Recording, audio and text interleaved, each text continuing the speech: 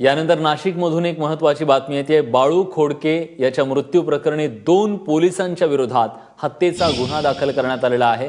ग्रामपंचायत सदस्य बाळू खोडकेचा काल पोलिसांच्या मारहाणीत मृत्यू झाला होता। त्यानंतर हे दोन्ही गुन्हे दाखल करण्यात आलेत। सागर वैद्य आपले प्रतिनिधी आपल्यासोबत आहेत। सागर, का मारहाण केली होती आणि पोलिसांनी कबूल केले का? विलास, काल संध्याकाळची ही घटना होती।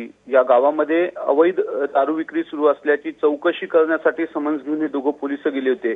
या दरम्यान बाळूला त्यांनी मारहाण केली आणि या मारहाणीत बाळू जो आहे तो दगडावर पडला आणि त्याचा मृत्यू झाला। अशा पद्धतीची घटना होती आणि त्याच्यावरून जमाव प्रक्षुब्ध झाला होता। या दोघंही पोलीस कर्मचाऱ्यांना त्या गावामध्ये डांबून ठेवत मारहाण सुद्धा लोकांनी केलेली होती आणि रात्री उशिरापर्यंत बाळूचा मृतदेह पोलीस ठाण्यात नेऊन तिथे आंदोलन सुद्धा सुरू होतं।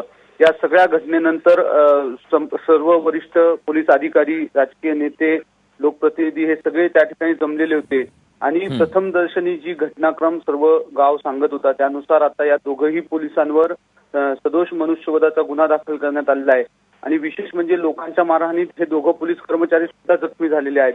त्यांनाही आता रुग्णालयामध्ये दाखल केलंय। विलास, धन्यवाद सागर, तुम्ही दिलेल्या सगळ्या सविस्तर माहितीबद्दल।